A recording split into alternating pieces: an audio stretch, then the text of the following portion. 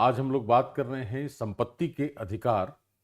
अनुच्छेद 31 में जो मूल संविधान में दिया गया था मूल अधिकार के तौर पर, और बाद में उसे हमने स्थानांतरित किया अनुच्छेद 300 ए में या 300 क में।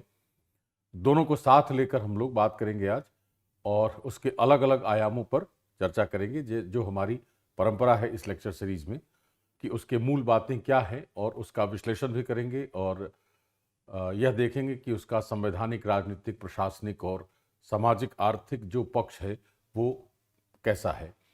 तो अनुच्छेद 31 निरस्त कर दिया गया है संविधान से 44वें संशोधन द्वारा, और हम उसके बारे में थोड़ी बहुत जानकारी पहले ले लें और तब फिर हम अनुच्छेद 300 ए पर बात करेंगे।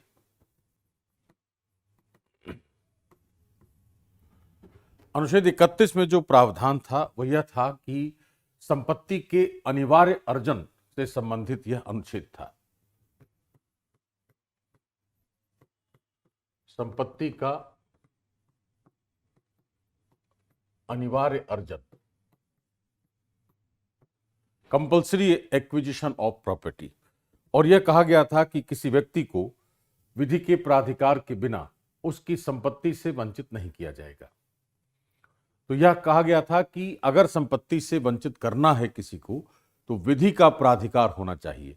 विधि के प्राधिकार का अर्थ होता है कि जिन संस्थाओं को विधि बनाने के लिए संविधान ने अधिकृत कर रखा है, उन्हीं के द्वारा बनाई गई विधियों से हम संपत्ति का अर्जन या वंचन कर सकते हैं। तो विधि के प्राधिकार को हम संविधान में दो स्थानों पर देखते हैं, एक है संघ में संसद और दूसरा राज्य स्तर पर राज्य विधानमंडल। इन दोनों को विधि बनाने के लिए अधिकृत किया है संविधान ने। तो कहा जाएगा कि संसद और राज्य विधानमंडल के पास विधि का प्राधिकार है। ऐसी स्थिति में इन्हीं दोनों के द्वारा बनाई गई विधियों से संपत्ति का अर्जन किया जा सकता है या किया जा सकता था। तो अनुच्छेद 31 में विधि के प्राधिकार का उल्लेख है।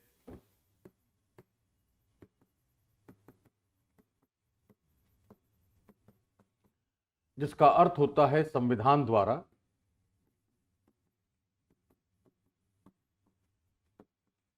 किसी संस्था को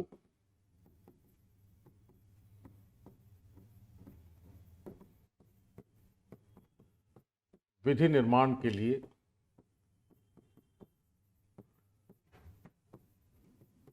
अधिकृत करना, और यह हमारे यहां संसद और राज्य विधानमंडल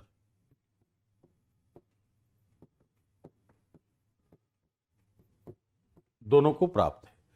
तो कहा जाएगा कि विधायिका द्वारा बनाई गई विधि के द्वारा ही संपत्ति का अर्जन किया जा सकता था अनुच्छेद 31 के तहत, और कार्यपालिका के आदेशों से ऐसा कार्य नहीं हो सकता था।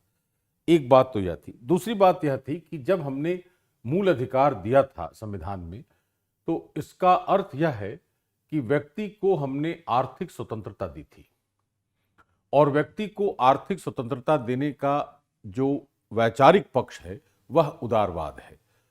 तो यह कहा जाएगा कि संविधान में उदारवाद का एक विचार स्पष्ट रूप से अभिव्यक्त हो रहा था अनुच्छेद 31 में दिए गए संपत्ति के मूल अधिकार से, और उसका कारण यह था कि भारत मूल रूप से एक लोकतांत्रिक राष्ट्र है, इसलिए उदारवादिता या स्वतंत्रता हर जगह हमें प्राप्त थी। यह मूल संविधान की बात थी। लेकिन इसके साथ साथ एक पक्ष और भी बहुत महत्वपूर्ण है कि भारत के संविधान में मूल रूप से भाग 4 के तहत अनुच्छेद 39 बी और सी में समाजवादी सिद्धांत भी शामिल थे, जो अभी भी मौजूद हैं। इसका अर्थ यह हुआ कि भारत का संविधान उदारवादी और समाजवादी दोनों ही विचारों का मिश्रण था। मूलतः आज भी वही मिश्रण है, अंतर थोड़ा बहुत आया है उसमें, वो हम लोग आगे कभी चर्चा करेंगे। तो मूल संविधान में उदारवाद और समाजवाद दोनों के विचारों के शामिल होने के कारण न तो हमने उद्देशिका में उदारवादी और न ही समाजवादी शब्द का प्रयोग किया था, लेकिन निश्चित रूप से दोनों की अभिव्यक्ति हमें संविधान में दिखाई दे रही थी। अनुच्छेद 31 में संपत्ति के मूल अधिकार के रूप में, और अनुच्छेद 39 बी और सी में संसाधनों पर समुदाय के स्वामित्व और उत्पादन के साधनों के संकेंद्रण पर रोक का प्रावधान करके इस रूप में हमने उसको दोनों का एक अच्छा मिश्रण अभिव्यक्त कराया था।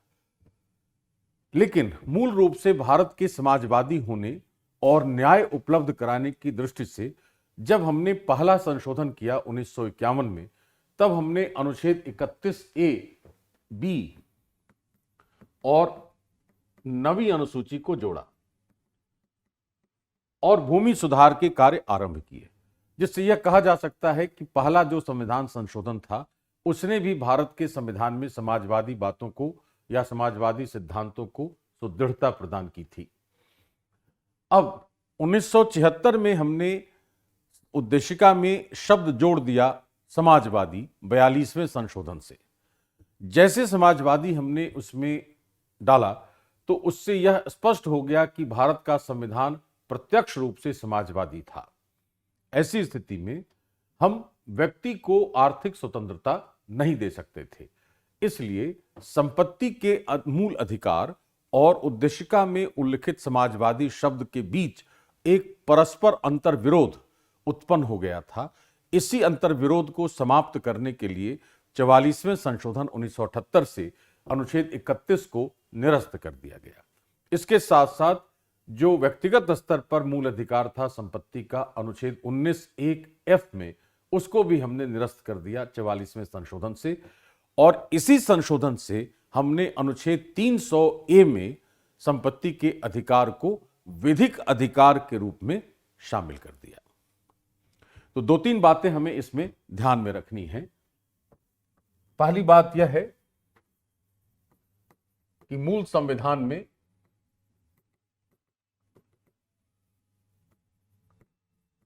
अनुच्छेद 31 में संपत्ति का मूल अधिकार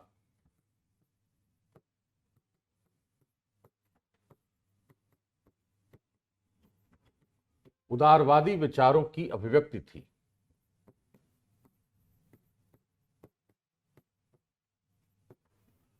जबकि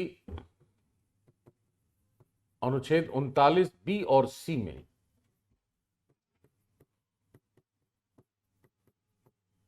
समाजवादी विचारों की अभिव्यक्ति थी।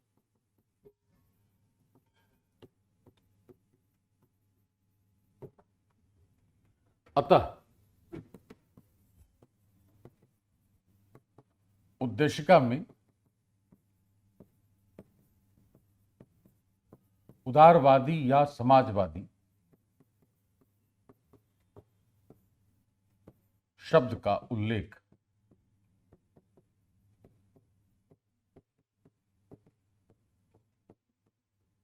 नहीं था। एक पक्ष तो इसका यह है। दूसरा पक्ष है कि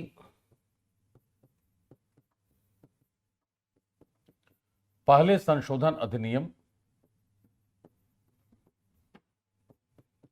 1951 से अनुच्छेद 31A, 31B तथा 9वीं अनुसूची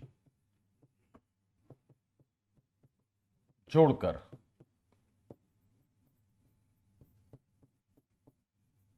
भूमि सुधारों को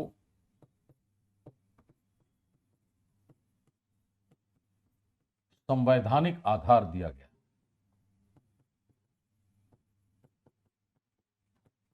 और यह फिर समाजवादी विचारों की अभिव्यक्ति कही जा सकती है। इसके अलावा जो तीसरा पक्ष है वह यह कह रहा है कि 1976 में 42वें संशोधन से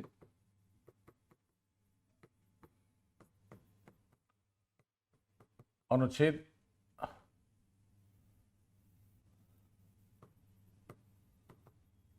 उद्देशिका में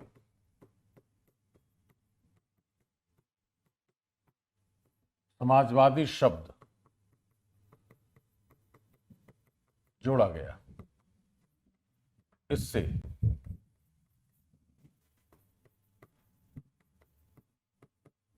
समाजवादी सिद्धांतों और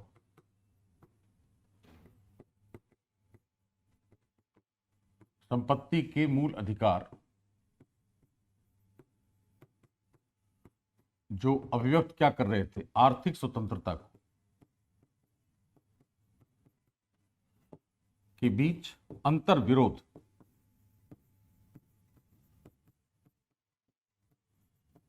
हो गया। इसके फलस्वरूप 44वें संशोधन 1978 से अनुच्छेद 31 तथा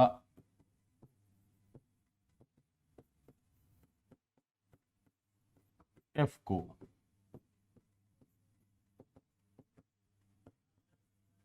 निरस्त कर दिया गया।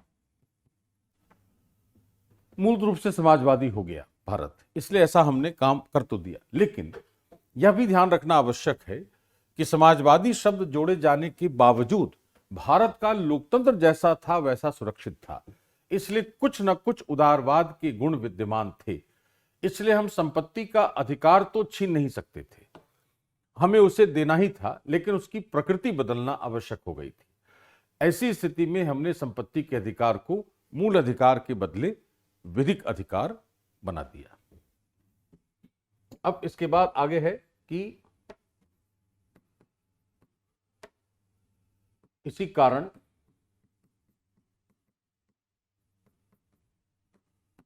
संपत्ति के अधिकार को अनुच्छेद 300A में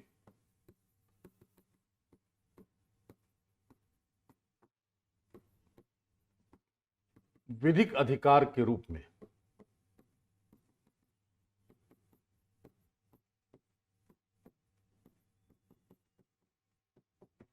शामिल किया गया। अब यह कहा जाएगा कि पहले अनुच्छेद 31 उदारवाद था, 39 बी और सी समाजवाद।